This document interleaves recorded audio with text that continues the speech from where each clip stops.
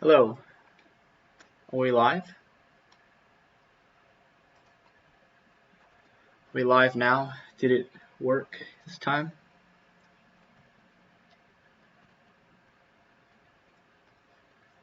Okay, I would like to test the latency, so please tell me how far behind the stream is. If you're hearing me saying this, say Apple. Say Apple.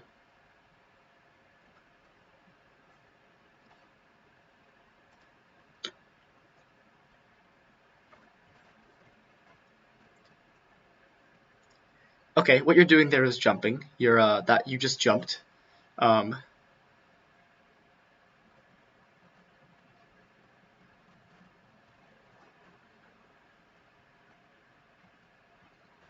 I think the latency is gonna be fine. That's not okay. So I picked a low latency option for this one, and obviously I'm on college Wi-Fi, so it's supposed to be able to handle it. So we should hopefully be good. Welcome everybody. I see familiar faces and unfamiliar faces.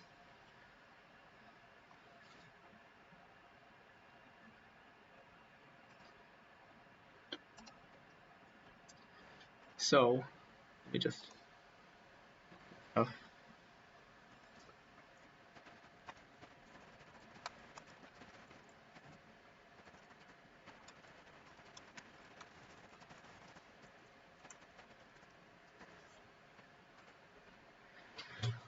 Okay, so today I'm gonna just go through the breakdown of what this song is. It's called Zoe. If you have not heard Zoe, you should listen to that with the links in the description. There are 3 of them because 3 is a nice number. Let me find the MP3 of this song in here somewhere. My phone, I can't find it, I swear. Because when I play the audio, I will be using an external MP3, so I won't be playing from here, mainly because I have a general purpose laptop and not a good laptop. Yo, hello Mayo, how are you? Yeah, we got nice setup here, sort of, kind of. Let me know if my mic is too loud or if my audio is too soft. I'm just gonna play the song just as a benchmark test. It's not playing. What the? Oh, that's not the right audio file.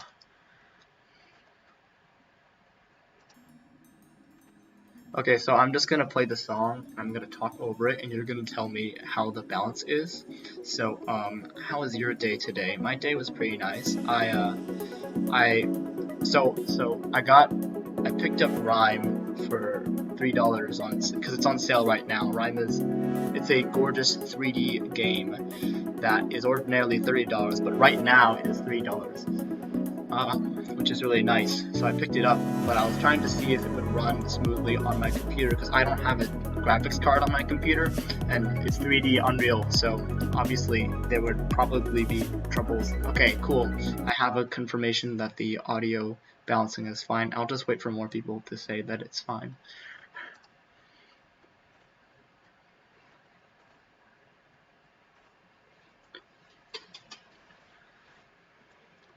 Again, if you have not heard this song, there are links in the description that are helpful to you specifically. Okay, great. I'd say slightly higher in music audio, but then the song gets louder dynamics though, so it's fine. Yeah, let's see. Maybe I'll go for like, because usually in the past it's been that my mic is soft, but I'm using a like built-in laptop mic this time, which is significantly louder than my dinky headphones. Yeah, I'll raise it to audio a little bit. We'll do it like this. Yo, cool doggo, how are you? I'm good. I'm good. I have been doing good. Okay, so I will start this breakdown thing by going through the sounds and stuff. I'm probably gonna like alternate talking about like sound design and composition stuff. I am not a mixing or mastering expert, so I can't really tell you much about that specifically, but I can tell you how my thought process for making the sounds and for writing the actual like notes and stuff. So let's get started with that. Let's see, does my piano work? My piano works, right? Let's see.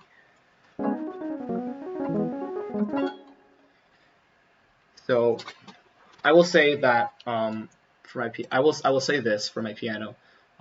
Right now, in order to get this to run smoothly, I have the buffer length at the maximum in FL Studio. What that means is when I press a note on here, it takes a longer period of time for the note to actually come out in the program. So if I play by ear, and I'm listening to the playback, the latency will cause me to not play in time. So I actually have my keyboard making sound that you might hear through the microphone, so that I need the live audio from the actual keyboard to play semi in time, sort of. I don't really play in time, but yeah. Let me know if that's disorienting at all. Me playing on here, you can hear this. You can hear me doing this because I have a microphone, obviously. But you can also hear from the desktop because it's going like that.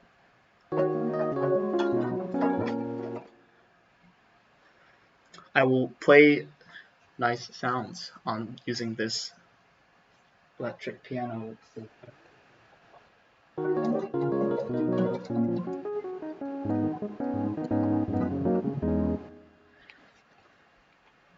Yo, Valant, how are you? Is my microphone okay? My microphone is peaking, it looks like. That's what it says on this output thing. Whatever, my microphone's bad. Okay, let's just get started. So first, I'm going to go through the sounds that were used in this. I'm just going to go down the row and tell you what everything is. Okay, so firstly, these are all the kicks. The kick drums.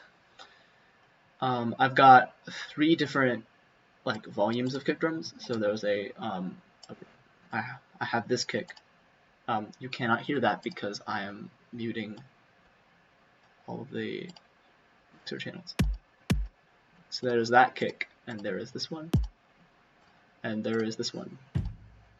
So this one's like an acoustic kick. You can hear it a lot in the like 3rd section of the song. We'll get there. We'll get to the actual structure of the song later.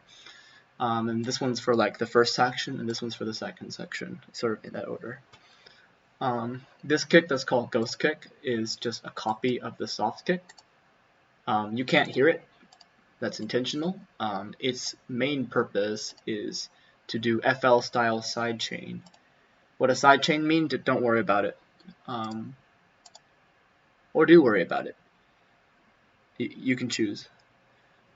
So those are the kicks. These are snare type things. I think the snare roll is included too. Yeah. So these are all snare type things. There's a bunch. I have the drop snare. That's the big one that you hear in the 2nd section. I have 2 versions of this snare. So this one and this one. I play those on top of each other at the same time. Let me see if I can find a spot where it does that, so I can play it for you. Like that. So that's what they sound like together. The actual, yeah. Don't mind the other sounds around it, but have the snares together. Sounds like that.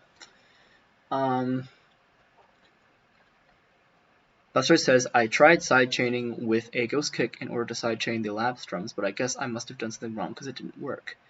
Yeah, sidechaining with a ghost kick is weird. Firstly, to actually mute the ghost kick, what you need to do is have it not go to the master like this. So you just disable that, and then you have it route. You right click. You don't route it to a channel like this. I only have it like this because this is a bus. But when you have your actual sidechain part, you right click the one you want to sidechain to, and you click sidechain. And then when you're actually using the side chain in the limiter, you have to change this number down here.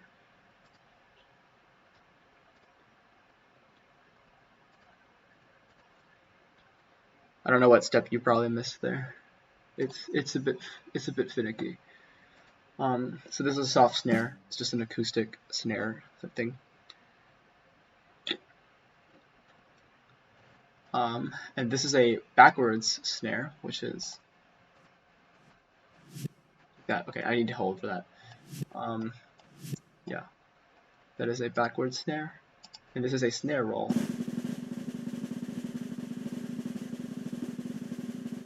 That. So I use all those elements together. The soft snare and the snare roll I use primarily in the third section. The reverse snare is pretty much everywhere. The normal snares are for the first section, the hard snares for the second section. Again, there is a ghost snare, which is a copy of, I think, this one. Yeah. That has the same side chaining purpose. Then we'll go down to hi-hats. There's 5 of them here.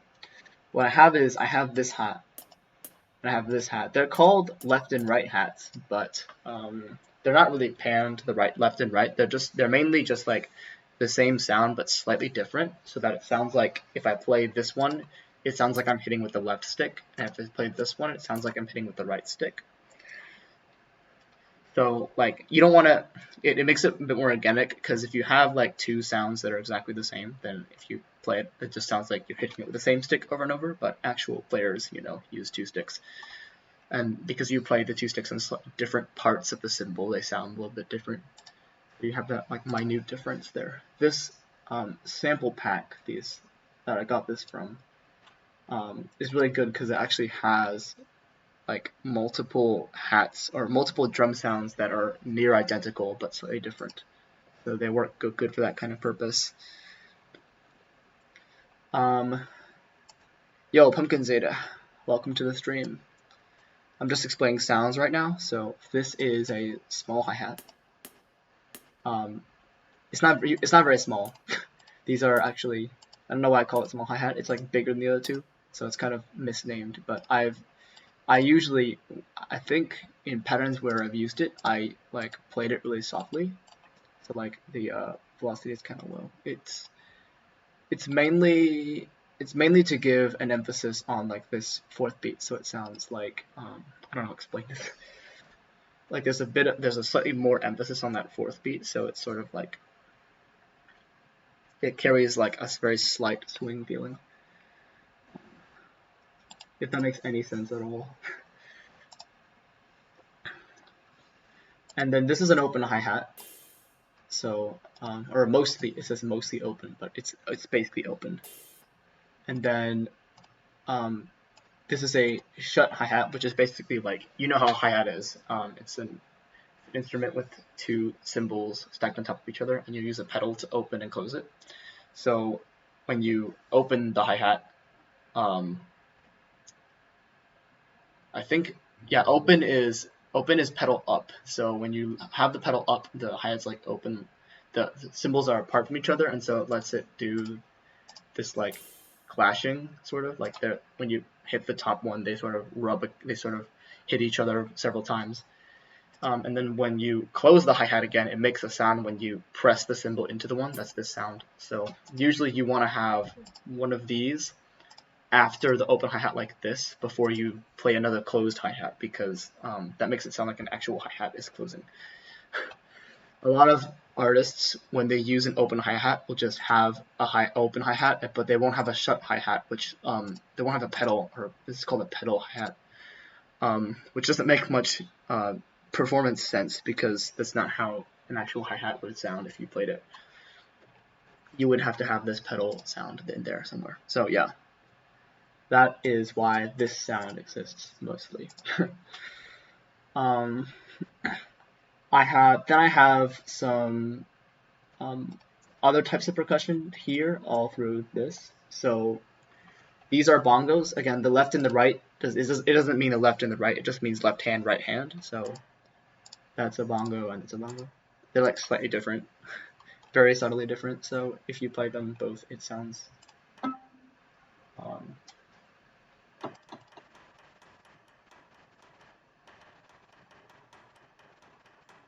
Sounds like you're playing it with different hands as opposed to just playing one of the sounds.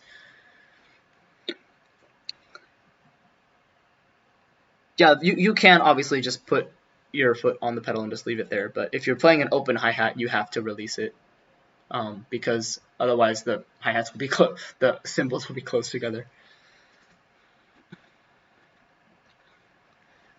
Yeah, epic track breakdown. Hey Zelge, how are you? Yo, Gamer Ducks, thank you. And this is a slap. So when you're playing bongos, if you haven't seen the instrument, it's like you have the center part, and then if you can get a higher sound if you hit the bongo like on the rim and have your hand like slide off the side. So that's what this sound is. As opposed to these, which are sort of weird EQ'd versions of a center hit, sort of. It was supposed to be that anyway. It doesn't sound super good. Obviously, I need to get better sounds to make it more realistic, but yeah. Then there's two rims. Again, there's a left and right rim. They're totally different.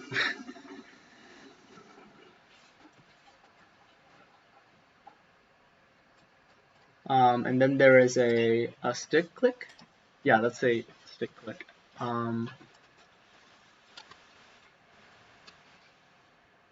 I will, hey Pumpkin Zeta, I will get to the actual synths in a bit. All of these are sampled from free sample packs, so you could just look up free sample packs and get some of these.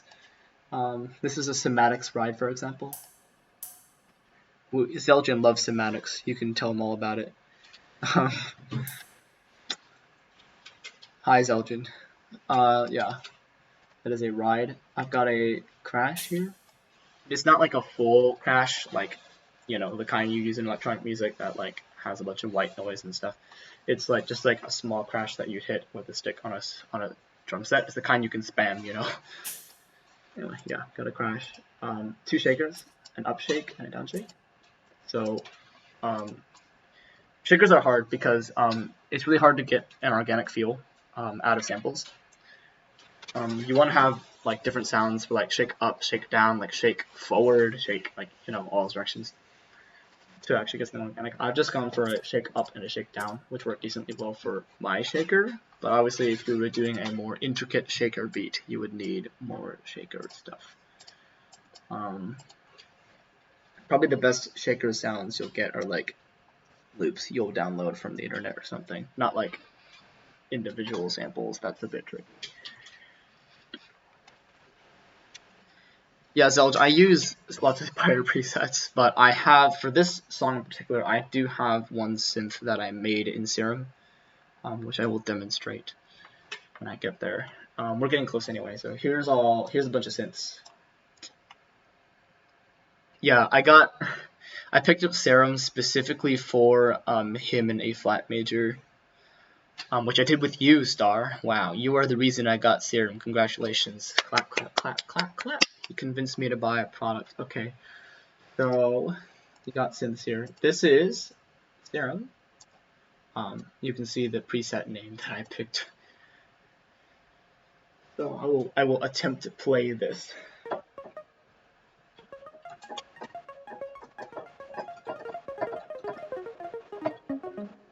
So it's just a pluck thing. There's also this one, which is subtly different, but the same preset.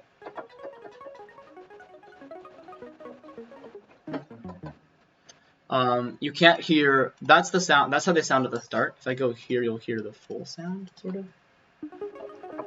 Yeah, there's all the reverb and stuff. So that's the left side and this right side. That sort of does not, again, they're not panned left and right, it's just that, like the drums, I had a left version and a right version for left and right hand. This is sort of like that.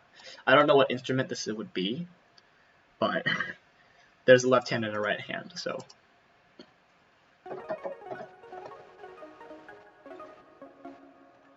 Imagine you had like a marimba and you were playing it with two mallets. That's like left to right, sort of. Although in this case, there's none of that because the plucks are playing at the same time, so it's just like. two mallets playing doubles or whatever. That's how I sort of think about it. And then for this other pluck, I forgot what this one is. Remind myself what this is. Oh yeah, this one. So that's for no, that's not for those. What's that for? Trying to remember what this sound is supposed to be. Oh, it's for the ARP here. Okay. So there's a left and right version. The left one looks like this, and the right one looks like this. They are very subtly different. That's the sound, and then there's the sound. Yeah. And these are actually panned. So this one's left and this one's right, as you can see. So that gives it the surround sound stuff.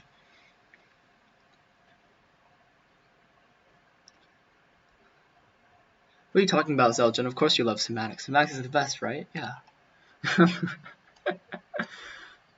This is a bass. Very bass. Wow.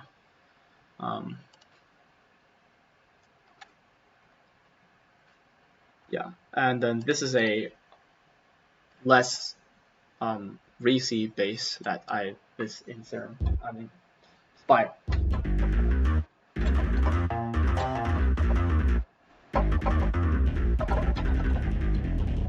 Just that, yeah. I played that very fast, but yeah, that has a lot of distortion at the top, more so than this one does. Two basses. Here I have. This is the one I made. No, that's not the one I made. I made this one.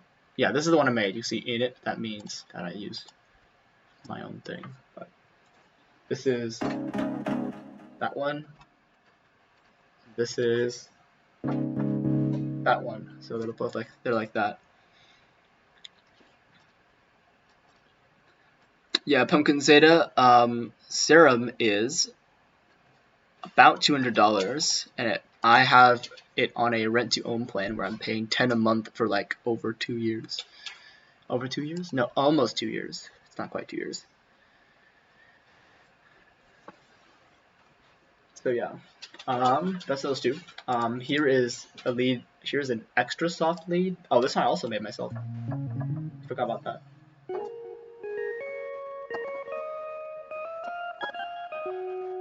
That's the wrong note. Dang it. I can't play my own theme. Okay. That I have a soft lead here. It's slightly harder than the extra soft one.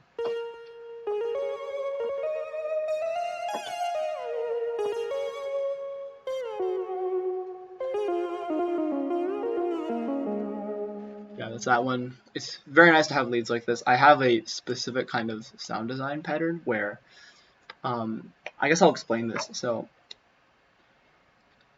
I have a sound design pattern where, this is like the main envelope. I can't see that very well, but you'll see like the sound like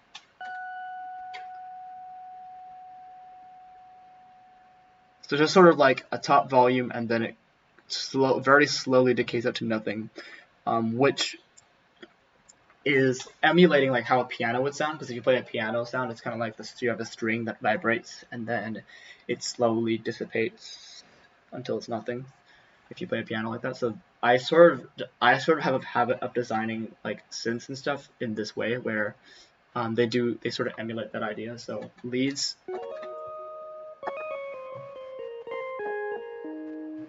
have that sort of feel like you're playing a piano. That's as opposed to being static. So in Serum, how you do that is you'd have a really long delay like this, and you'd have a really low sustain like that.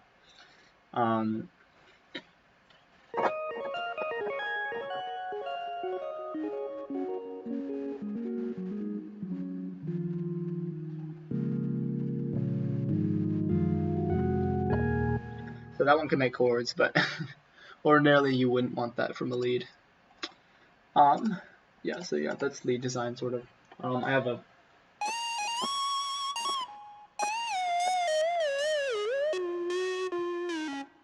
that's like a drop lead. That's the drop lead, and then I have this lead, which I used to layer on the chords.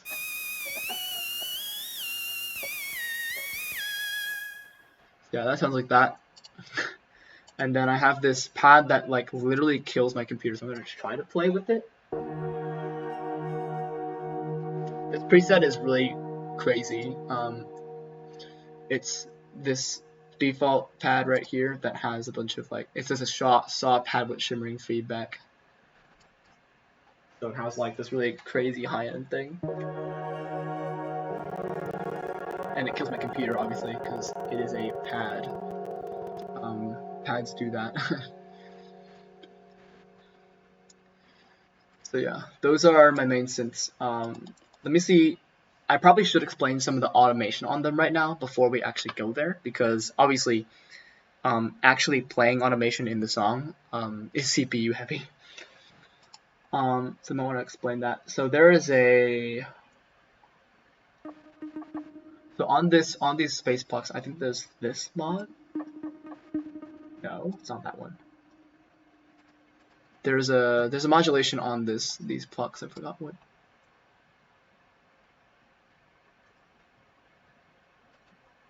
Band 7 frequency.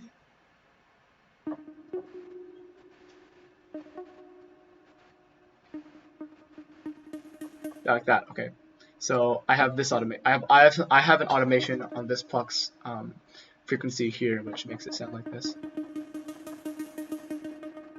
That. Excuse me. Sorry. On the on this chord. No, it's not on this one. On this chord, there's a macro 1 automation, which does that. I don't think there's any. There's a little bit of some automation on this lead here. There is this. I think it's the amount. Wait. This is envelope 3, velocity 2. So it must be this one. Yeah. So it does that. And then I also have softly macro 1 that controls the amount of vibrato clearly. So those are some of the knobs that I automate in this track. This chord, more like Discord. Comedy genius. Okay. Moving on from synths, I have some other types of sounds here. So just stuff that I've piled at the bottom. So this is a vibraphone.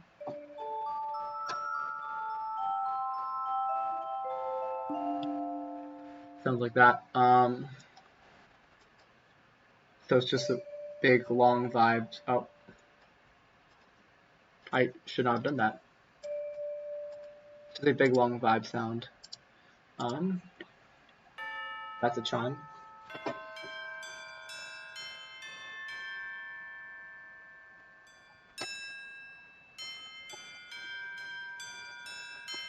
No, standard chime stuff.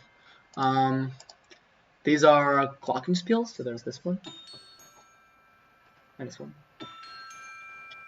This one's slightly like more resonant than the other one. And then I have a timpani roll. Yeah.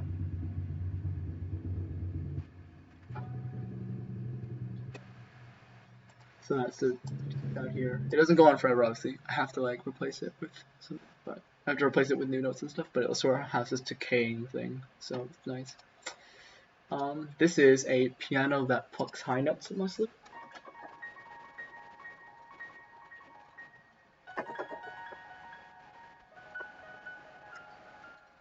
That one. I have it EQ'd so that it plays the high notes really nice. I've got 2 separate soft pianos. The difference between them is that one of them has delay. So this one.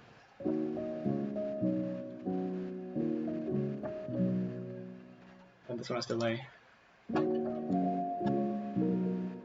You can sort of hear that. And then I have, so this one's not used, but I'm using it to demonstrate theory stuff later. And this is Opia from Spitfire Labs. And if you make music and you don't have Spitfire Labs, what are you doing, firstly? But you should get it.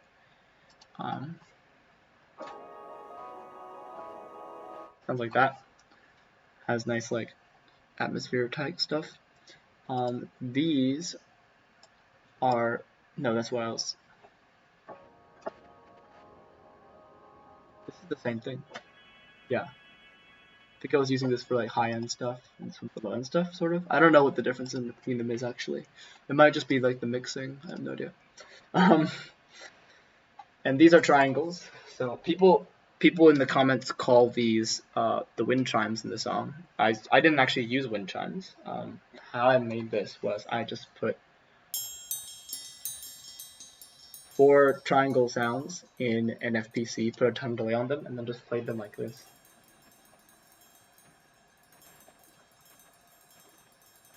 And it sounds like wind chimes, but it's just 4 triangles being played.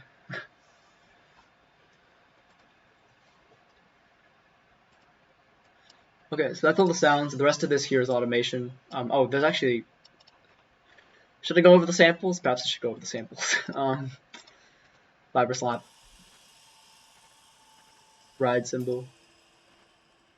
Scrape. Flutes.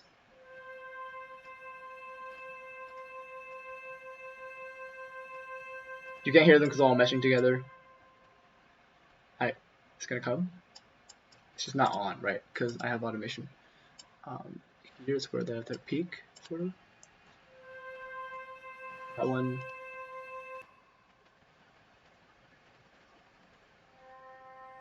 That one.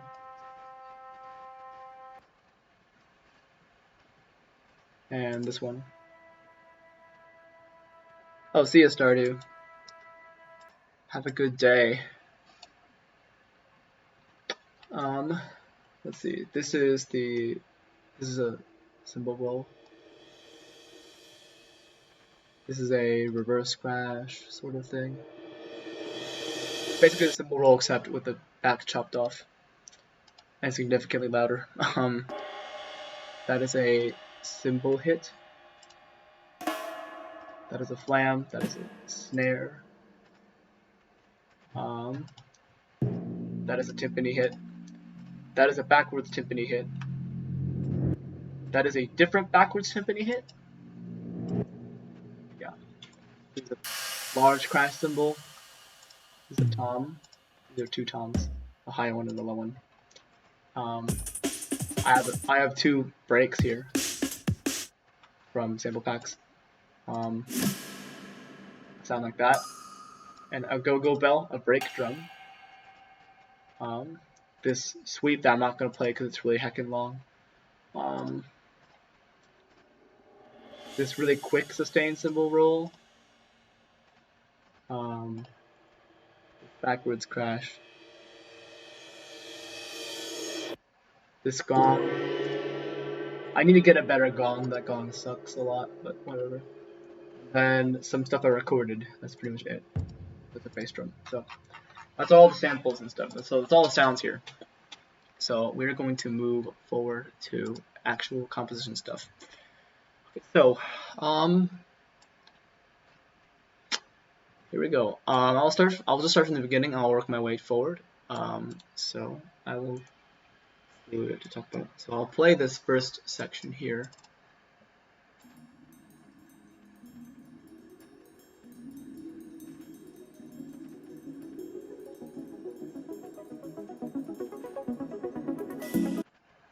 So how this starts is I have, yeah, this says this, I saw someone mention this earlier, but yeah, this does say 28. So this pluck pattern, I will play it from its actual thing.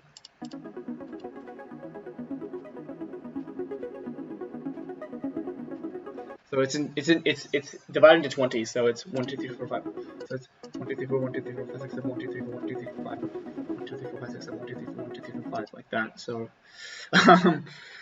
and obviously 4 plus 7 plus 4 plus 5 is 20. So there's that. So there's that. That's the 28 sort of thing. beginning I have the triangles that I was talking about earlier, and this slow tempo rhymes. Yeah. Okay, so next part.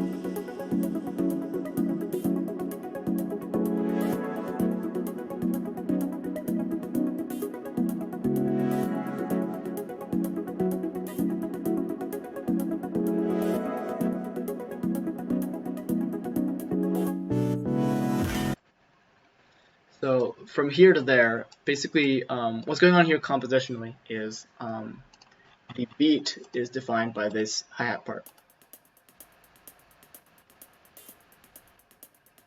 So you see, it's sort of in 4, like 1, 2, 4, 5. So I don't mean the time signature. I mean like the subdivision of the beats. Like there's 4 notes. There's 4 notes in a single beat here. And I have, so the chords happening here are, it's based in this note here. So that is F sharp. I'm going to let you see that right now.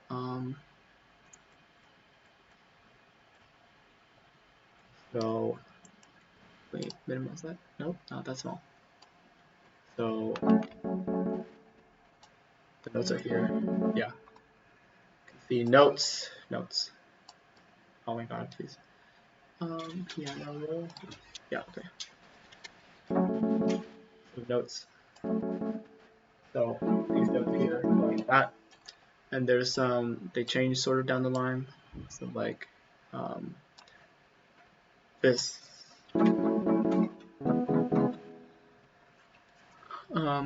So we have this that kind of chord type of thing going on. So yeah, so at the end of this, everything kind of changes. I'm not gonna play it in here because it breaks my computer, but there's a break on the instrument here, so the instruments sort of like fade out, and then I play these chords going into this part, which is sort of like the main beat.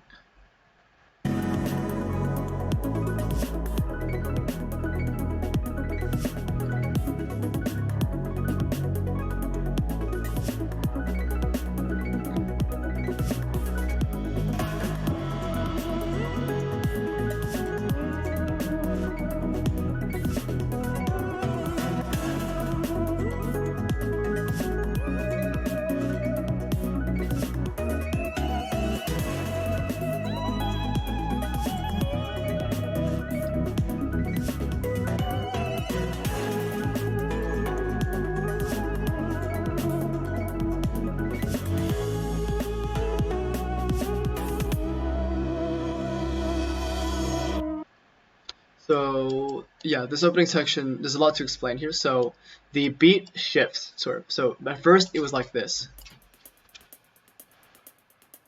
That's still there, but now it's like this. So playing on top of each other, you can hear sort of like the polyrhythmic feel of it. So the beat here is, the beat at the bottom is going 1, 2. So like, beat at the bottom is going 1, 2, 1, 2, 1, 2, 1, 2, 1, 2, 1, 2, like that. And then the one at the top is 1, 2, 1, 2, 1, 2, like that, sort of. And the pluck, so the beat at the bottom recontextualizes the breakdown of this pluck. So here at the top, of course. Oh, I need the automation for that.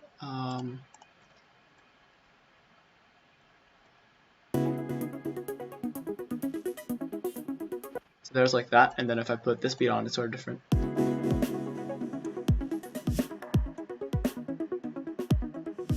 Yeah, so that's how that's written. This each phrase here is like 20, is in 20, so like there's 20 beats per like a bar or whatever here, on top of a 28 pluck pattern that's being played in triplets. So it's sort of where the idea of the 20 comes from. That's the name. Anyway, so that happens for a while here. There's some like running piano stuff. This here is Oh, I've been zoomed in for a while. I don't know if you guys could have seen a lot of the stuff I was pointing at just now. But this piano, I think it's polyrhythmic. So like, if I zoom in again here, it's like, I don't know exactly where the bar line falls, but you can see like the notes do not fall on the bar line, sort of. So most of this was just played like on the keyboard, and then I normalized the times that it was this like really weird time frame. But you can see like every 5 bars, the note lines up again. So that's on this bar line, it falls back directly on that note, and everything else is just wonky, sort of in between. I think there's 1, 2, 3, 4, 5, 6, 7, 8. Yeah, there's 8 phrases in these 5 bars, but obviously this last one is a different length from the other ones, I think.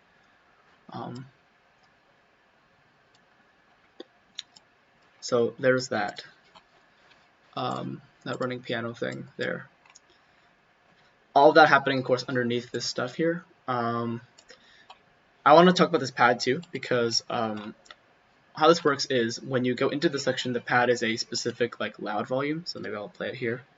So like the pad, you'll hear the pad in the back. I'm gonna play it by itself. It sounds like you're listening for this, which is back there somewhere. But then when the lead comes in right here, it's sort of like the volume goes down. So it's this automation right here. So I have it set like for this first section, you can hear this pad really well, and then when it goes into here, it ducks away for the new elements to do their thing. And that's like a common mixing procedure you do like in an actual band or something, where you want to have the new elements be emphasized by having the old elements that stay there sort of ducked down. A lot of people, when they're doing like subtractive music writing, where they have like parts slowly added in on top of each one on top of the other, they usually don't do this. This like dynamic technique lets you emphasize the right part of the song that you really want the listener to hear in that part, which is really nice.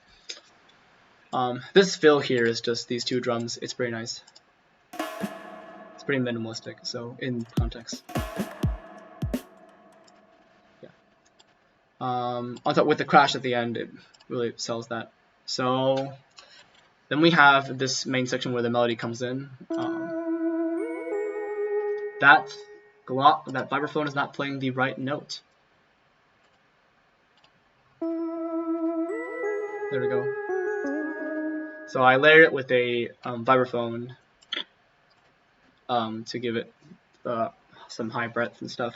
That's usually very nice. And this is melody automation to make it nice, and this is more melody automation to make it even nicer.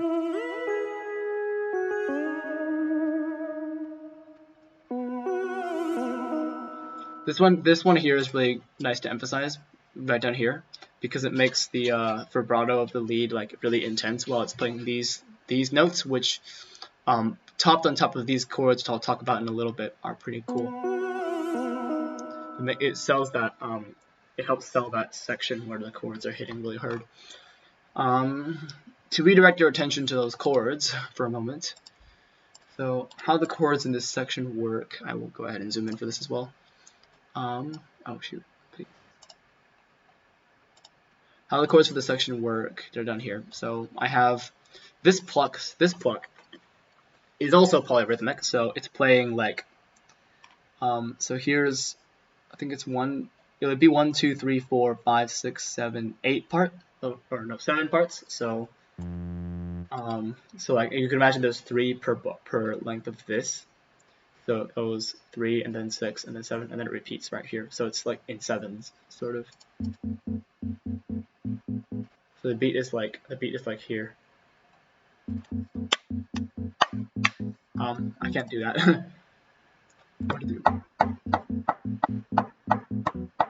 Sort of like that. I don't know if you can hear that. I'm sort of hitting the table. But yeah.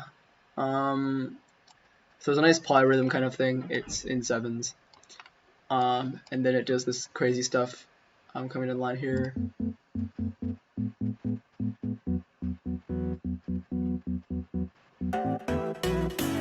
But you can see more. So These chords, I will explain them. So in this section, the chords are go F sharp, and then A, and then E, and then here on this bar line, it goes back to F.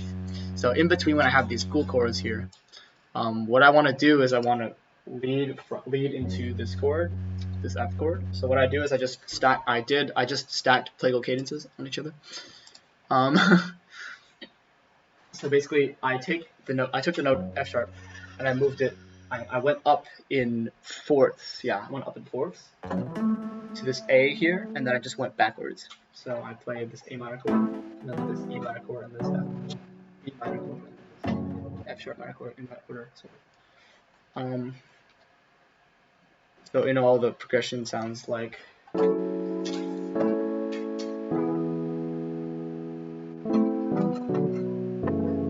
That. So that's what those chords are doing, like that. Actually, I should demonstrate that here. So hear them here. Those 4 chords like that. It's pretty cool. And I do a lot to sell that. So I use some automation to bring in reverb on these notes. I make the notes in the stuff really loud and stuff. Yeah, there's a bunch of that goes into that actually. Yeah, so it's like that. Later on, so down after I play some more melody notes and stuff, there's a similar deal over here. So there's that. So how that works. This is slightly different. So I of course I want to be on this B minor chord before I go here because I like plagal cadences like that. But to get there, I just go down in half steps. So I start on E flat looks like, or that would be D sharp in this key, sort of. And then I move the bass note down and put notes in between. That makes sense. So, put that sort of. I forget what exact chords they are, but they're sort of cool. They're non-standard in any case. You can analyze them on the spot if you want. So you can see note names here. That's this. Then this chord. Oh, there's actually the top note. That's this. That's that actually. And then chords. Yeah, analyze. I'll do it. No. Okay. So the third chord interjection is almost the same as the first one, except I just added these smaller chords between, which are like half steps away from neighboring chords, which is it's a very nice technique. And then here actually I can use, this is actually convenient because I do this half step thing, so I use that same half step pivot to go to a different chord that's not F sharp. So normally the chord progression would be like that. But instead of going to F sharp at the end, I go to this chord A major, so I can use the half step to go there.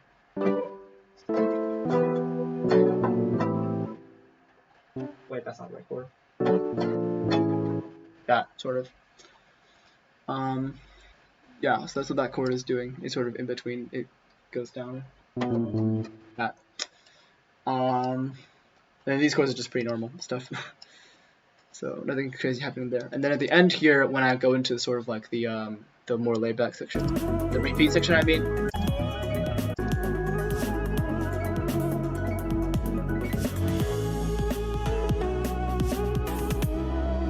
That chord right there, the chord in that part right there is C. So that chord progression looks like this. I will play it.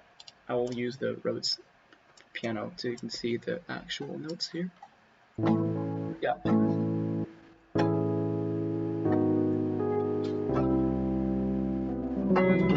It's like that. So instead of, so your brain expects you to go down to F sharp from there. So like that. So instead of playing this chord, I play this chord. Which is like pretty much like the replacement between this note and this note is like, you can hear that doesn't sound very good. And the doesn't sound very good part is what makes it sound good. Yeah. Okay. I won't explain that in too much detail. But yeah. Hello again, my Olophone. So yeah, that's what that part is right there is doing. There's some crazy automation stuff here to make stuff happen cool, but yeah. That should be most of it. There's some other stuff like these rims. But yeah, that's most of the arrangement here. So that's chord analysis time.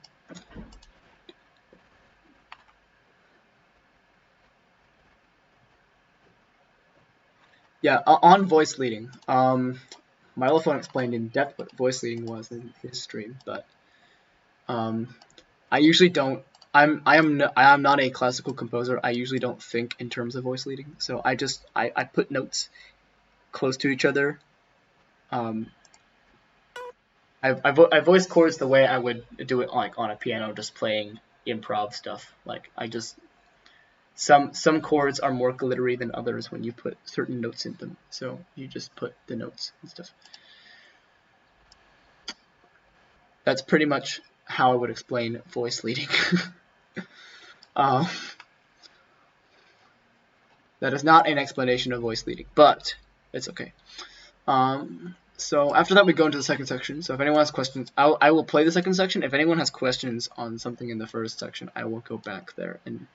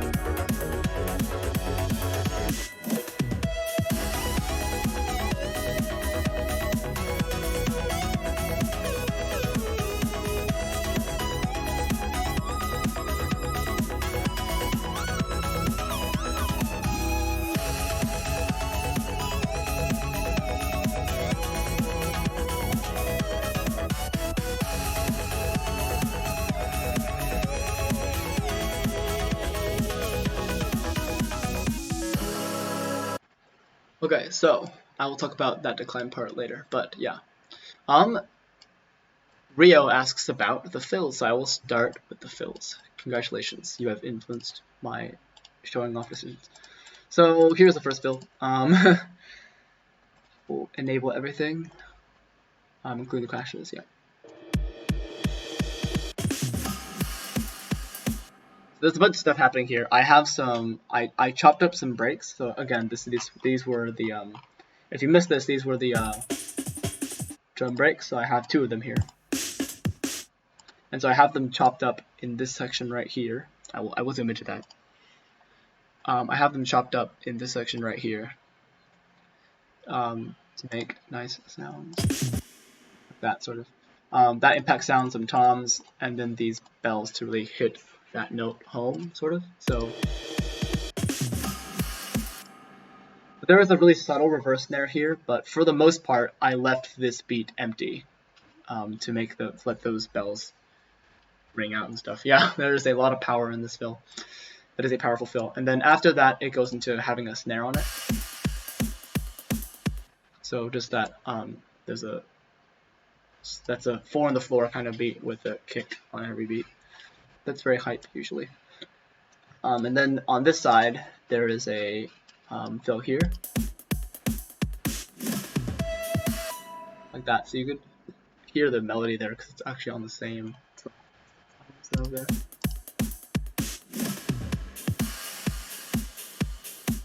That's how that part works. Basically, I have the same sort of sounds here. So there's a snare here, there's an impact sound, and then some toms, and then a big crash thing here. Yeah, those are how those fills are there. That delay-ish effect is just automation. I'm not sure which one you're talking about. There are some delayish effects that are automation, and some of them are not automation.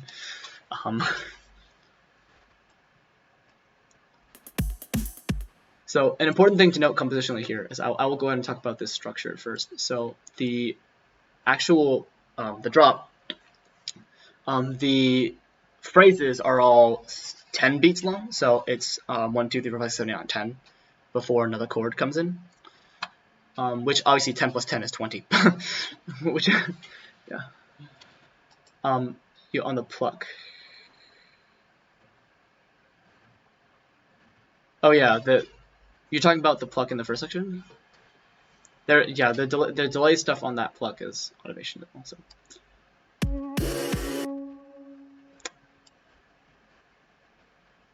I'm not sure which exact sound you're talking about, Rio, but sort of. We shall see. Were you able to see some of the stuff I was pointing at? I definitely am still zoomed in, so I'm going to fade back out. Okay. So across this whole thing, I will explain that.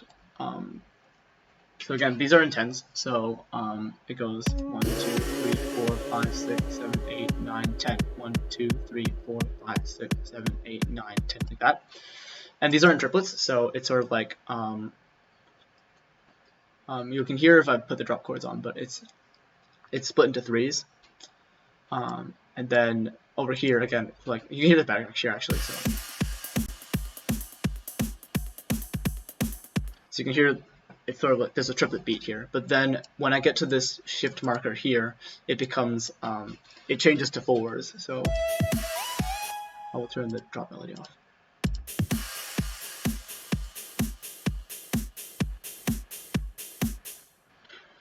So how that works is I take the 3 like subbeats of the first part and then make it into 4 subbeats in here and just like do that shift immediately. So it's 1 2 3 1 2 3 1 2 3 1 2 3 1 2 3 1 2 3 4 1 2 3 4 1 2 3 4 1 2 3 4 like that sort of.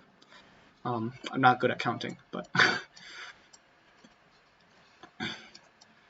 so that's how that works. This part is obviously like very 4/4 based. It's not 20 at all, but this first part has a lot of 20 in it, I guess.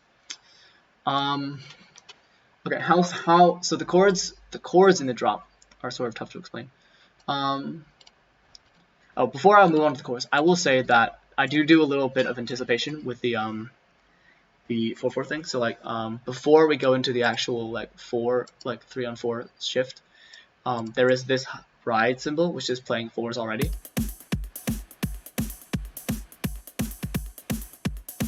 And actually this block at the top is mirroring it.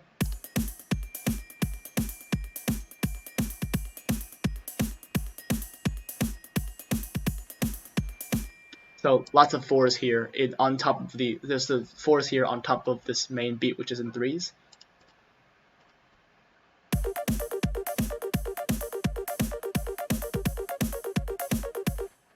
So I will explain chords in this section because they're sort of complicated. So let me see if I can actually play this pattern. I probably can't. I can, surprisingly. Okay, so these chords. So how these are written is I have for the first 2 like subbeats of the triplet beat, I have a big chord and then I have a small chord after that. That over and over again. So, and you can see the velocity goes down like this, so it's sort of like an impact kind of thing. This will be easier to analyze with the bass. So you can see the bass notes tell you exactly. I will make that closer. The bass notes tell you exactly what chords are being played. So here at the beginning, it's that, which is very clearly. I will play it on this Rhodes. That chord. Oh, let me see that. So then it moves up to this chord, which you can see by this bass note being it. It alternates between these 2 notes for a little bit. This works because these chords share a lot of notes, even though they're like right next to each other. So it's like these top 3 notes I'm playing in this chord right here. Those are this note, and this note. I will show you the roads. So in this chord, right? That's the chord I was playing before. These top 3 notes can stay there while I play a B like that. It's the same. It's the other chord. So you can use those notes to go between the chords like that. Yeah, this bass is pretty big, Soldier.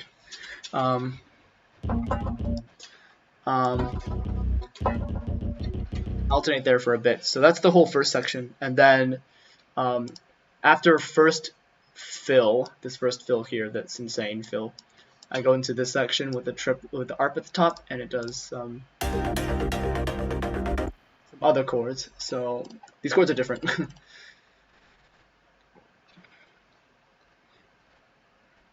These chords are different. So if I scroll over to them, yeah. So there's a C involved here. So for the first part, it's just sort of like I move the chords up a little bit. So I have the C and C sharp alternating each other. So it's basically the same thing translated. So before it was this, and now it's this. So it goes up, but then it doesn't stay there for very long. So and then from here it goes up. So my goal after this part is to arrive in the original key that we were in before. That's where the tonic, where the root is sort of like the home chord is sort of this chord. But right now I'm here, so I need to figure out a way to get from here to here, which is pretty difficult. So what I do is I start with this chord. That's the C one. I'll show you the C. I'll start with this chord, and then you see the bass goes up 3, and then it goes up 3 again. So it goes here to here to here, and then this chord just so happens to lead directly into this one with a plagal cadence, which is very stuff. Why did you think of when writing? What did you think of when writing this section? Because it's so different from the rest. Oh yeah. So I knew I wanted a section that like was very different from this section. This first section. So this first section is like really flowy and stuff. Like it sort of has a lot of texture and whatnot. So I wanted this one to sort of like hit really hard. The Amen cadence. Yeah, that's because it ends the doxology in church services.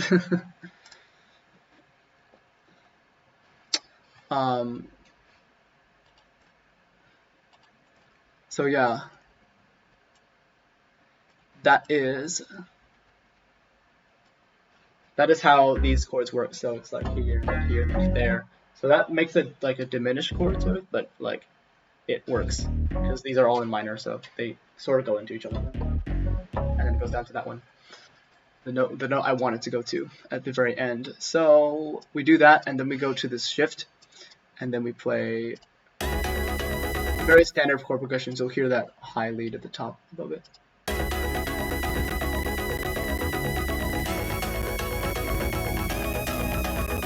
So the chord progression here is very standard. I need it. You guys can't see that. The chord progression here is very standard. It's just like very in the key chords for a while. So it's just to make it work with this melody mostly. So this melody is like the same as the melody in the other section. So that's why I need to be in the original key in order to play it, because I tried to get it to work over other keys, but it like would not happen. So I had to get back to this key.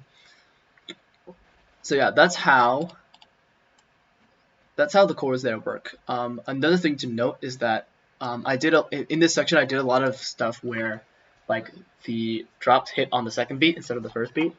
Myelophone likes that a lot. Shout out to Myelophone, by the way. He was in chat. I don't know if he's still here. He probably is. Background somewhere. So like here, this is the first beat, but then you can see the drops hit on. You can see everything hits on the second beat, like that. So and then I do the same thing in this here. So you can actually hear the melody comes in on the first beat, but then stuff hits on the second beat. What are the odd time signatures in this confused GD creators? GD creators have traditionally not been confused by my time signature BS. It's weird. They sort of just like because GD doesn't obviously doesn't come with like a tempo thing, so you just sort of like put things to the beat, trial and error kind of kind of way where you just guess where it should go and then adjust. In this drop I have some impacts here, so like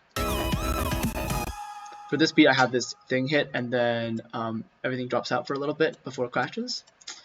I like doing that a lot. You'll hear that in a lot of my old songs as well. And then this impact here, again, this is another thing Myolophone talked about in his stream, where you temporarily get all of the instruments to agree on a single rhythm. So here, like all of the instruments are playing these like wild rhythms, and like even the lead is doing this like this weird thing. But then when you get to this part, everything agrees for a little bit. So you have like the drums will play on those, and then you'll have the cymbals. You'll have this crash cymbal, you'll have the chords land on the same beat, you'll have the melody land on the same beat, everything is on that stuff, so.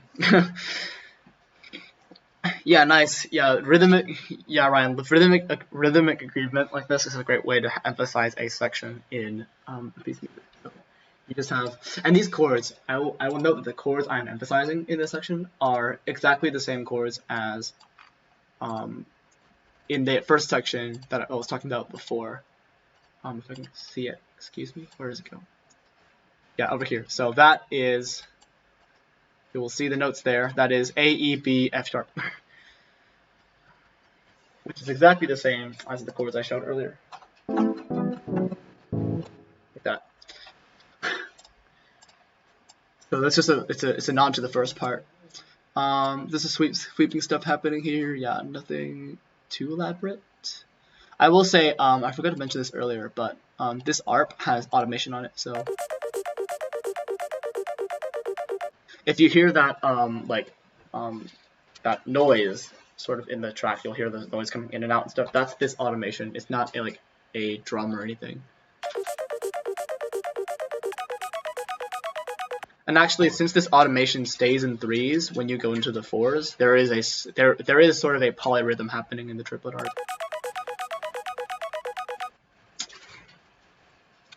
So that's pretty nice. Okay. Coming into this section, there's lots of like, you can see these weird doodles at the bottom.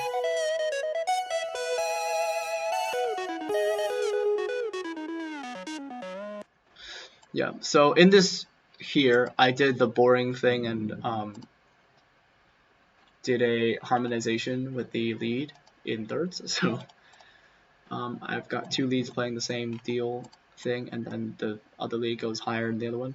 There are slight deviations, like here. It switches from doing thirds to sixths. I like doing that a lot. to not have just thirds all the way through. I do some changes like that. Like this note goes from this note to that note while this one goes down. So there's a little bit of contour motion in here, just a little bit. It's some stuff. So with that out of the way, if you have any questions on that section or the sections before, go ahead and ask them. I will continue and play the last section of the song, and we'll talk about what's there, because the third section is kind of wild too.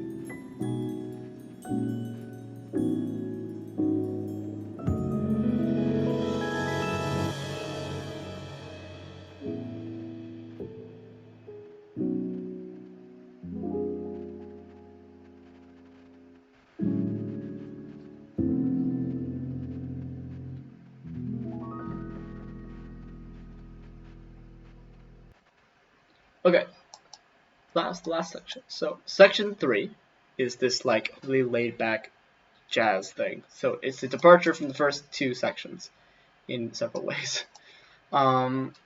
Here is how this crescendo worked. So I layered a ton of different stuff here. So there's timpanis going backwards, there's chimes going backwards, there's various things I recorded going backwards, like here's a piano thing. A music box going backwards.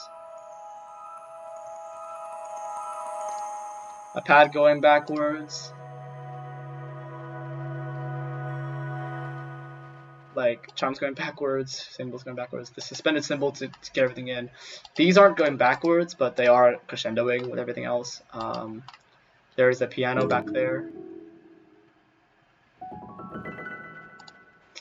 Doing some stuff. This pad is getting louder.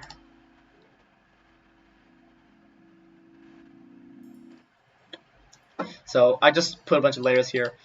You can thank Stardew for inspiring me to put a bunch of layers and make a really big texture sort of thing. Stardew was here. I was this part inspired by Ethan, partially actually. The swing beat is kind of like, I think it's a little bit backwards. So like, it's not, yeah, so it's not strictly on the beat. It's like, it's a 4th swing, I think. So it's a swing in 4ths. I think, maybe. No, I think, okay, whatever. But I sort of intend, I'm sort of getting into like offbeat swing sort of things, and I guess Ethan was sort of part of that because one of his songs on the Falling Down the Penrose Steps album had a really offbeat swing in it. Did I play the piano arps at the beginning by hand, or did you draw them in? You were talking about this ones, right? This one here. I definitely played that. So it's sort of a little bit of both. Like I had to edit it afterwards, but so like I would sit here and be like,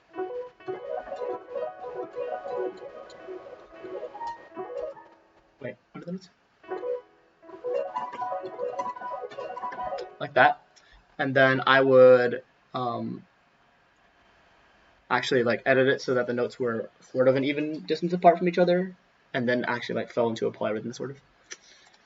So yeah, Ryan, it is an album. You should check out the Falling Down the Penrose Steps album. It's very good actually. Yeah,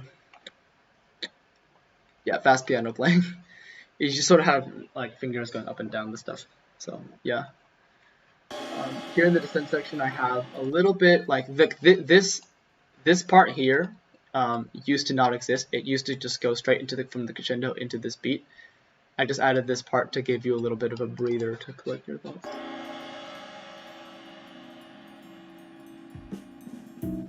Then it starts.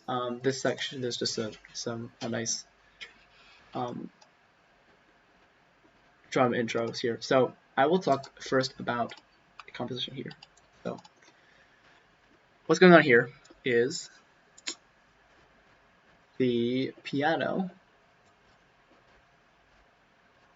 So this is this is written sort of in B mixolydian. What does that mean? Don't worry about it. I'll just explain notes. So like the opening chords is like this. So there's an E at the top here, which is not in the score. So the B chord is like this. So I just have a 4 in there like that.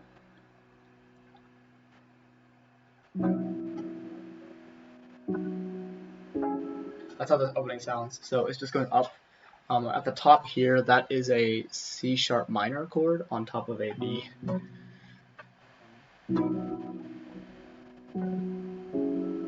it's that, and then for the first section, I just play that rhythm over and over. You can see the notes are like really long. That's just simulate me having the pedal down the whole time. So it's like.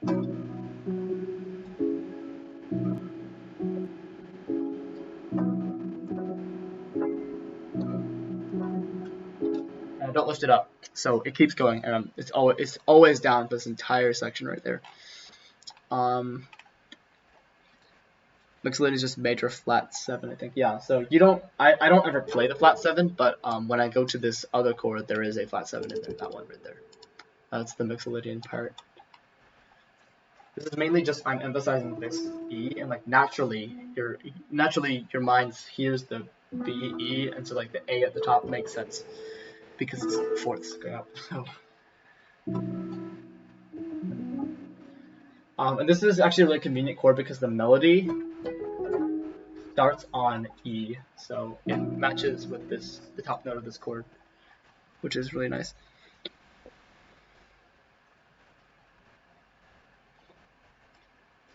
Yeah, there's a lot of cool stuff you can play in Mixolydian, like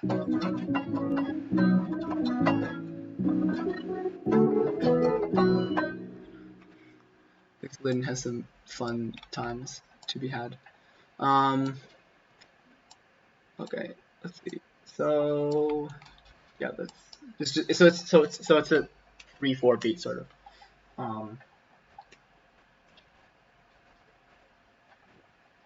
It's a 3/4 beat, so it's 1, 2, 3 like that. Repeat it over and over again. And when I go up higher, I just continue this chain of notes up again. So it's these and then this.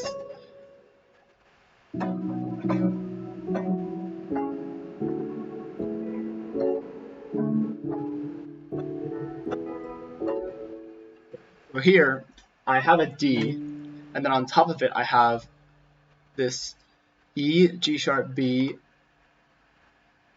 B, E, G sharp, B. So that's that chord. So there's a E major chord on top of a D there.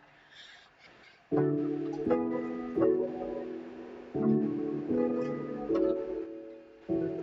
then here I actually go up to E on that last note before I go up to B. And I will say right here, there is actually a this is actually an extended beat. So like the normal beat length here in this section is this. It's like, no, not that. Like this. So that's the beat length here. But this beat, normally a beat would be this long, but I extended it by a half beat like this. So it becomes this long. And then at the very end of this section, I do it again, except I do it a little bit longer. So this is the normal beat length. Then I do a half step, a half beat longer, and then a half beat longer. So that's what's going on there. There's like a slight delay to when the actual stuff picks up again. Of course, I contextualize that using like drum stuff and whatever. Yeah. Pretty chords at the top. I won't analyze these. Like that. So those are the main chords for this big section right here. You just have a nice backbeat thing, a nice ride in 3/4. Other things that are happening here. Obviously the lead. This lead thing has a timpani roll on it, so the timpani roll is just playing a low note to give that bass a bit more like rumble and niceness to it, nice warm feelings.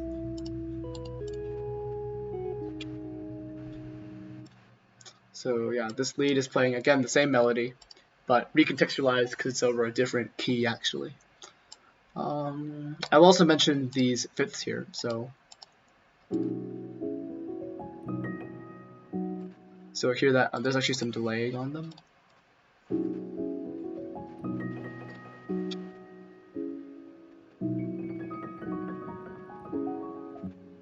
So I just recorded these piano runs. The reason they are in an audio clip is because if I had them in a pattern, like the notes would be, because the notes are pedaled. So if I had them in a pattern, then if I clicked like in the middle of this part and started playing, it would just immediately chord one big chord all the notes I just hit, which I didn't want in my workflow, so I put it to an audio clip. The notes that are being played, I don't know this middle part because that's all like a big doodle, but the first ones are all like going up in fifths like that. I will show you the notes there. So on this piano on the side. So this note, this note, this note, this note, this note, and then that note like that. Did I come up with those chords with the melody in mind? I actually did not. I came up with the chords because it like sounded really nice and stuff, and then when I put the melody over it, it just it worked sort of, because the key is related. It's sort of like it's pretty close to the key that it would actually be in. So the melody, excuse me, the melody sort of works like that. And then I will say that this shaker is a really weird polyrhythm, actually.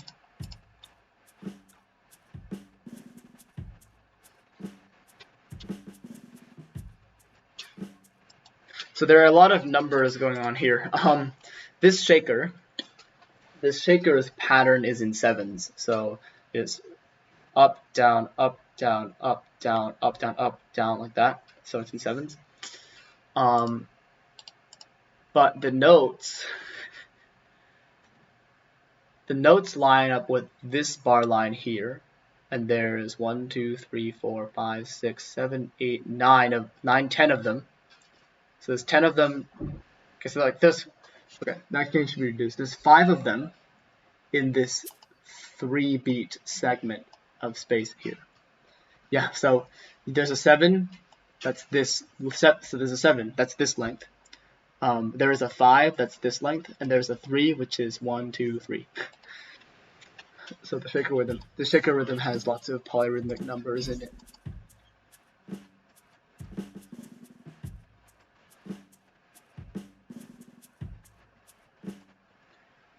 That is a thing.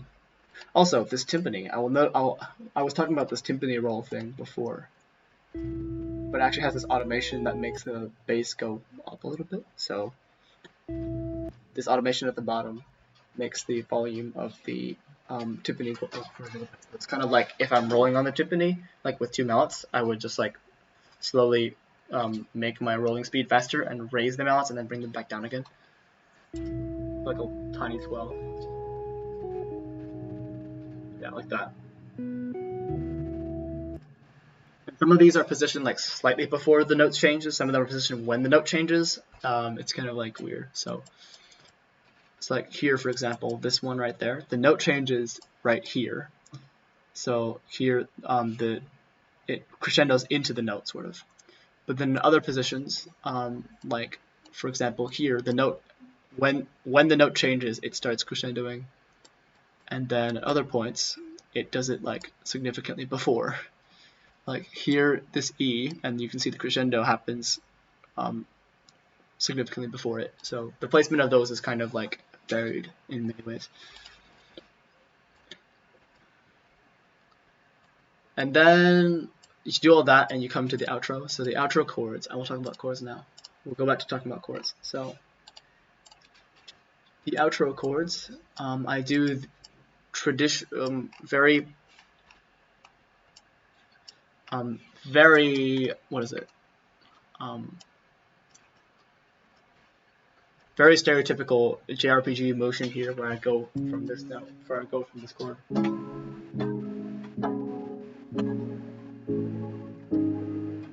Down like that. You can see those, right? So this is basically just like you have the top part and you just make the bass go down, like chromatic steps. Some songs do that.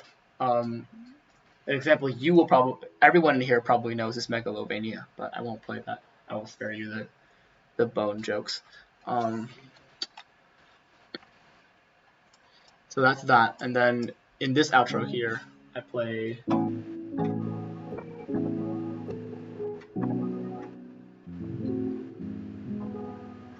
that. So this chord is kind of whack. So normally you'd expect, if you're a listener, you'd expect this to be just like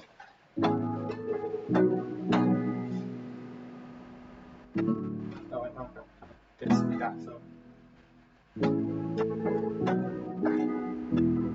So that's the boring way it would sound.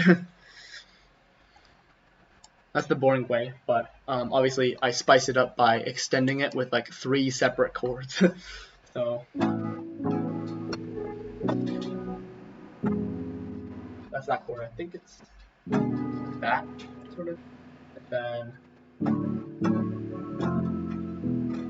like that. So this chord is a diminished chord.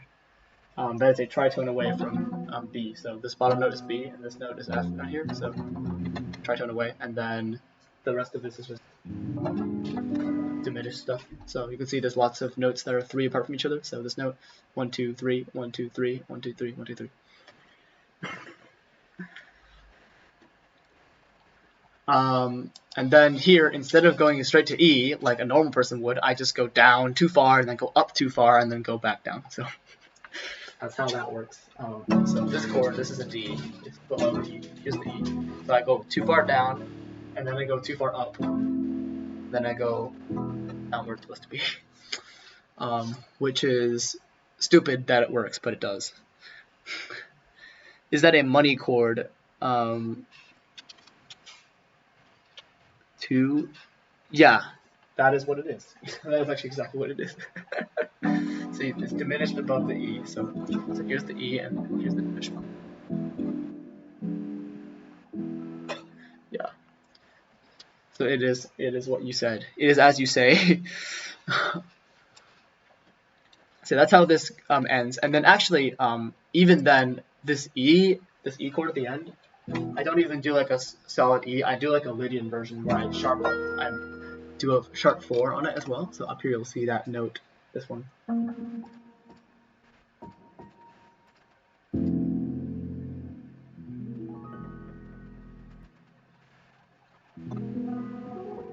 So that makes the last note, that makes the last chord, even the last chord, like a little bit unresolved, just to make it more interesting.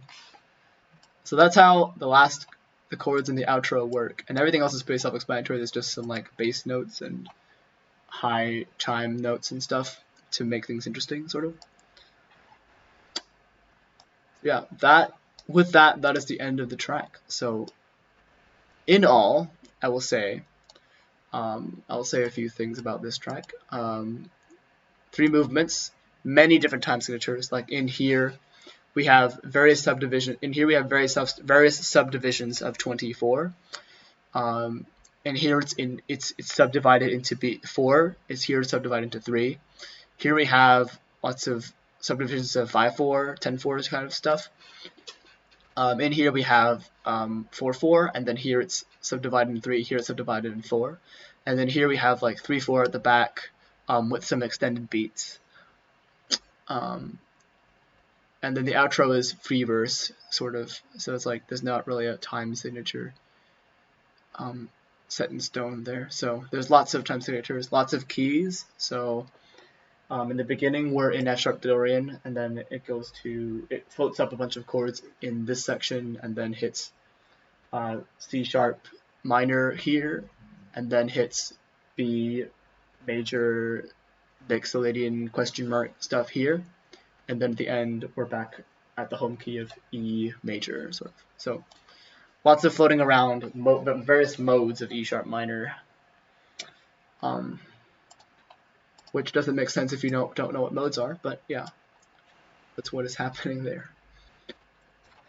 Other stats. Yeah, I do sort of have to do a tutorial on that. If I could explain it well, Ryan. I don't think I could explain it very well. I sort of just like I use chords in the key, and I just like I just start on a particular chord and make everything go around that chord instead of using the chord that I'm supposed to use. And then if I ever need to use a cool person chord, I'll just like make up something pretty much, and it'll usually work out. So that's composition. Yay, cool. That's so.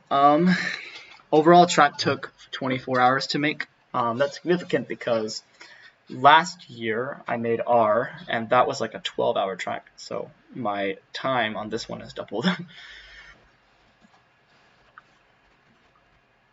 Yeah, so there's just a lot of detail in that. And I'm hoping to get better so I can throw more details and stuff and everything, but yeah, that is a project file.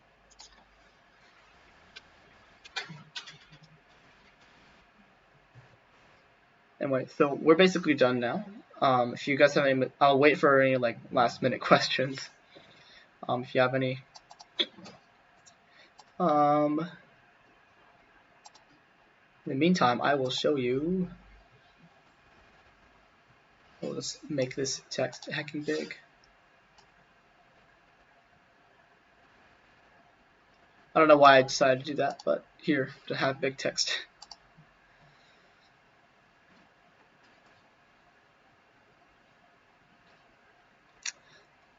Yeah, Ryan. I'm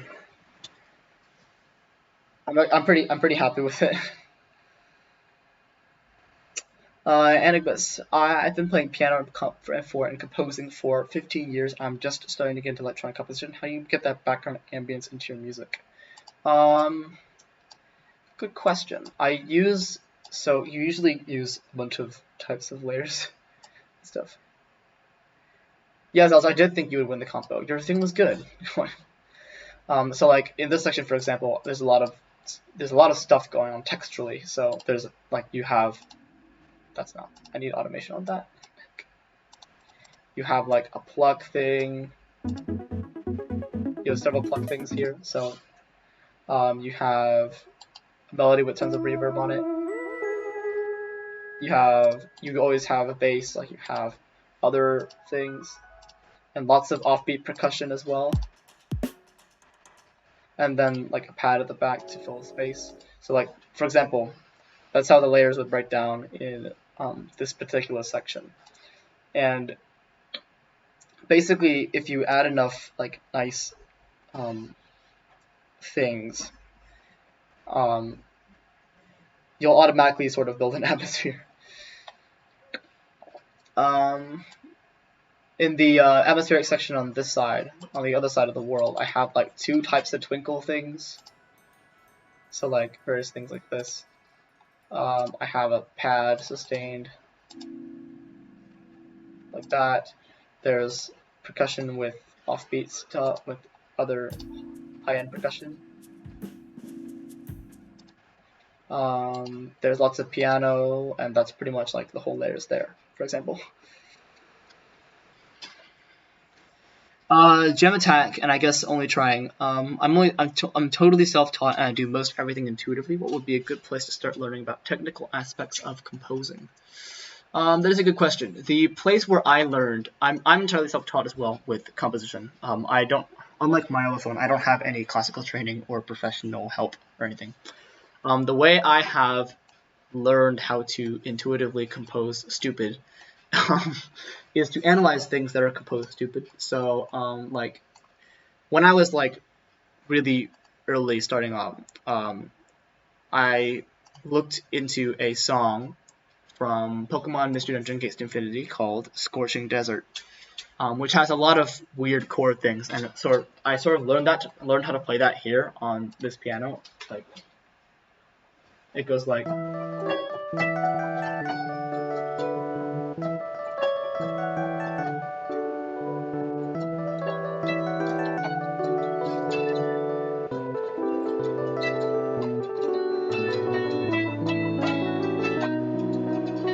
Goes like that. So like I sort of learn on what the bass notes are, why the notes like sort of work together, and then when the piece does more complex stuff, like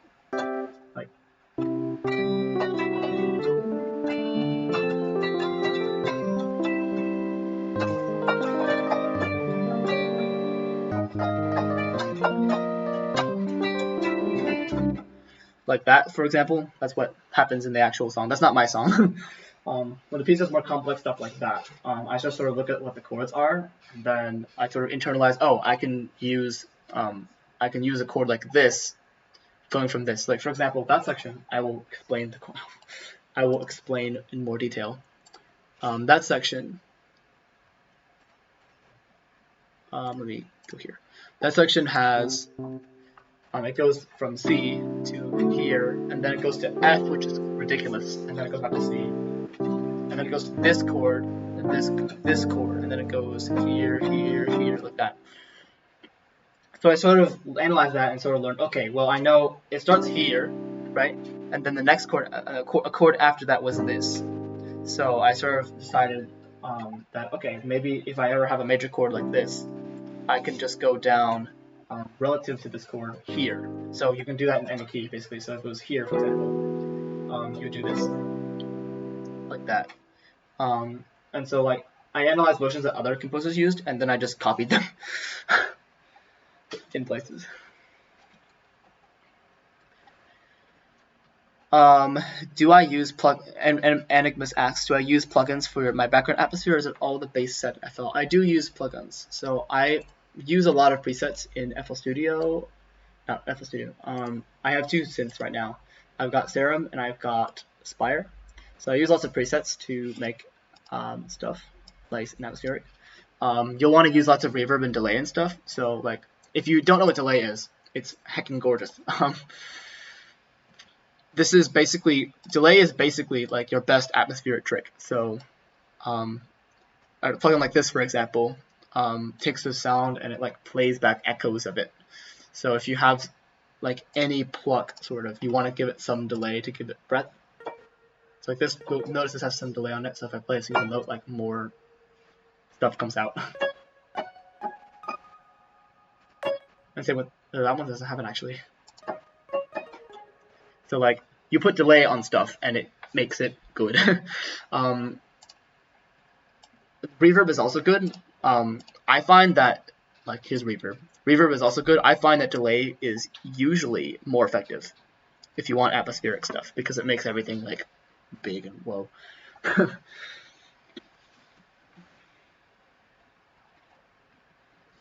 Jantilo asks, how do I find inspiration? For this particular track, my inspiration was I just tried to make something in 20. So it all started when I wrote this 28 thing, and I decided to play it in triplets over 28 beat. That's pretty much it. And then everything else just flew from there, sort of. Usually, how I come up with like, if I want to come up with like another section, for example, like say I want to do this section, I'll basically ask myself how I can make the track like go in a different direction than it was going before. So like for this section, it was nice and soft, so I decided to do something really hard and big. And so I thought, well, what like song structures can support that? So I thought, oh, 4 on the floor kick thing with like crazy chords. That's pretty big. So I would try to write that, and I would keep going from there, sort of.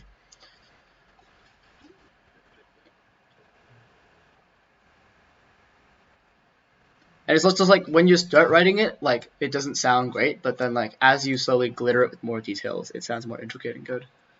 So like obviously like at first like when I was writing this, like the bass wasn't there, it was just this chord stuff, and it was all like the same velocity and stuff, and I had to add more details and stuff. Like even this bass, when I put it in, it was all just the same note over and over again, but then like you do little modifications, like you move notes up and you make some a little bit longer, like that. Yeah, Zelos, that's what she said moment, unfortunately. It sort of happens that way. That's the English language.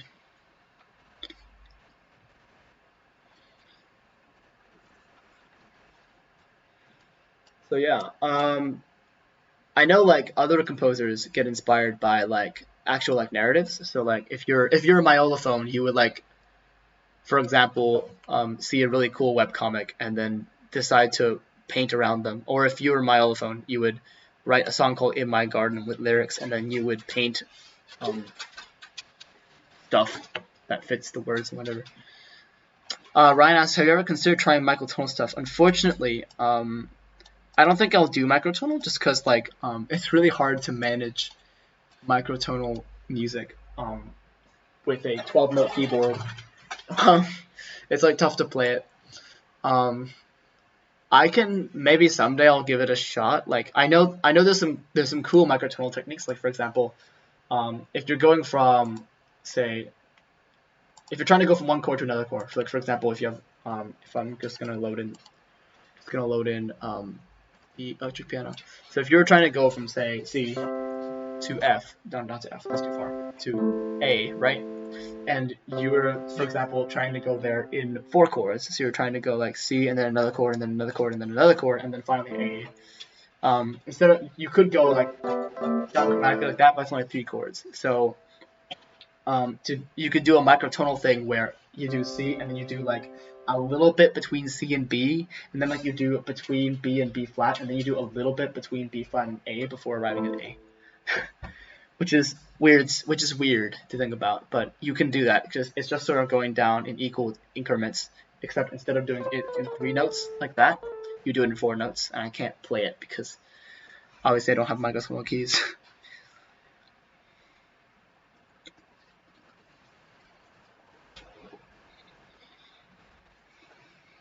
Gemtech says, I tend to make my best music when I have real life emotional inspiration. That's true, actually. I write pretty good stuff when I'm like in a sort of emotional slump, or if I'm feeling kind of like out of it. So like for a big example of that for me was when I wrote Forgotten Solitude while like I had just had my wisdom teeth pulled out. So like I felt terrible on the outside, and I was sitting there on a piano like sort of reflective and playing like really scatterbrained things, and it just flew. Forgotten Solitude flew out of that.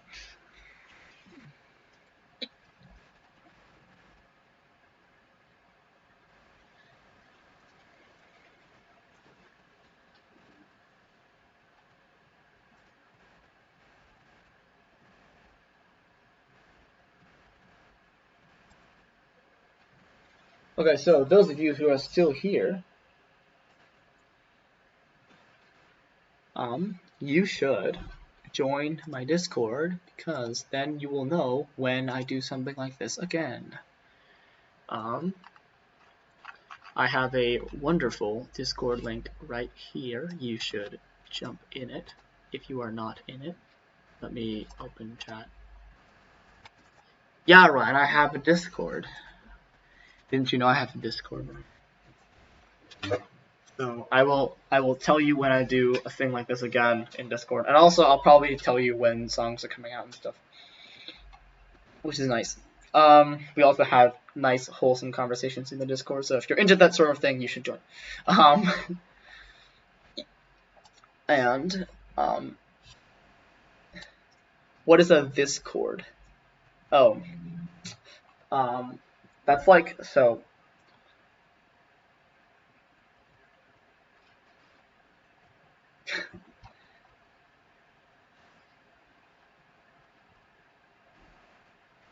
Arrow, as a fan of my music, have I ever considered making a Spotify account? So, this is actually a good opportunity.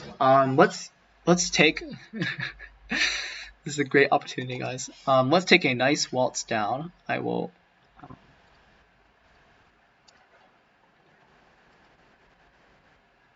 switch the window view to Chrome. What? Why is it not? How can't you see it?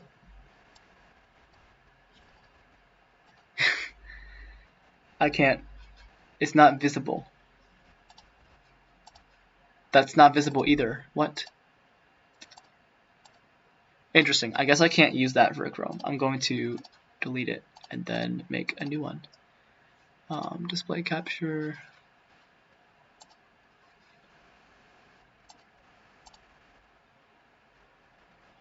What? Okay. So let's take a nice waltz down to the Spotify FAQ page.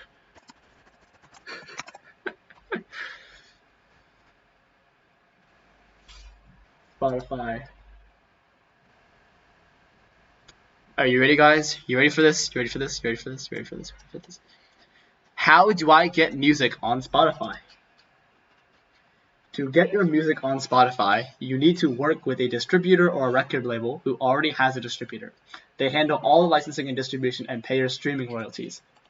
So, the problem with that is that there are some real legal shenanigans to working with distributors. I am a hobbyist.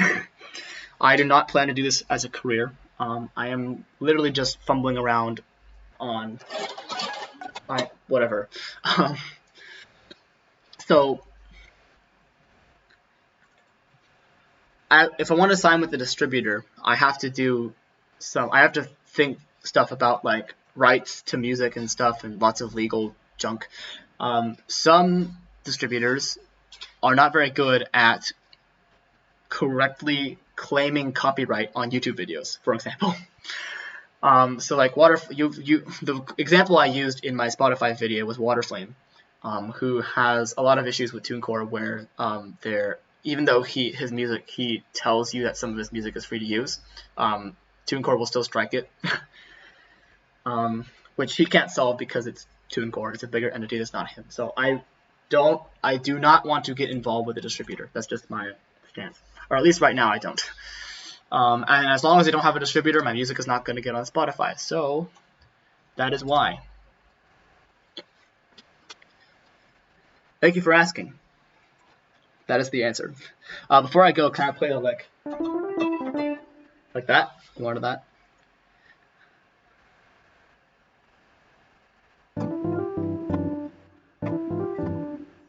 Wait.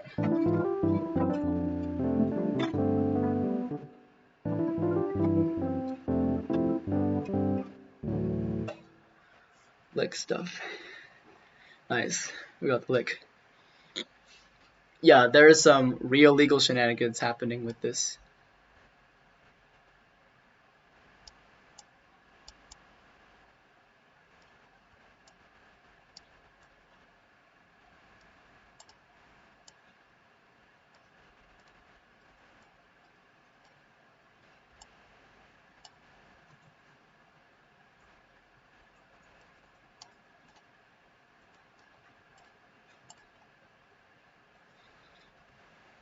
Yeah, and Newgrounds and Bandcamp has some problems, obviously. So like Newgrounds, for example, like it lets you upload unlimited for free and whatever, which is really cool. Except it's kind of a dated site.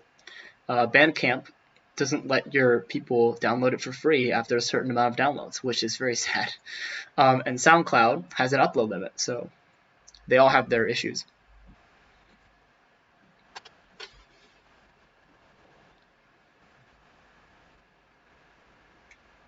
Yeah, a lot of these music distribution sites are obviously like geared towards people who are actually have a career in the thing. Newgrounds isn't. Newgrounds is the exception. So like sites like SoundCloud, Bandcamp, Spotify, etc., are for like professionals who are trying to sell their stuff. So that doesn't describe me.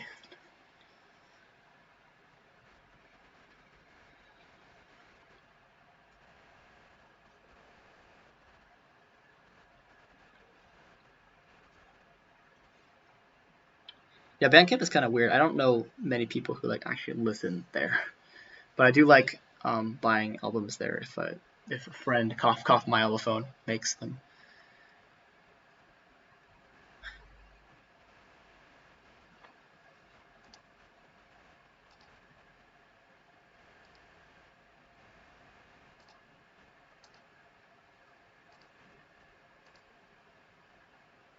Alright, I'm going to end the stream soon, so thank you for showing up.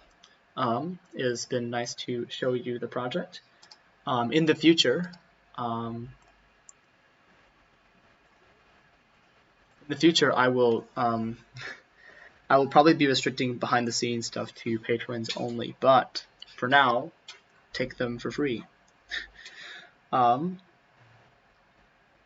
you have any more questions after the stream goes out, please join the Discord, direct them to me. I will continue answering them because I like you guys. You're all friends. We're all friends here. About the collab with Mega Neko, I'll answer this real quick. The different styles and different DAWs is not a problem at all. I just don't know them very well.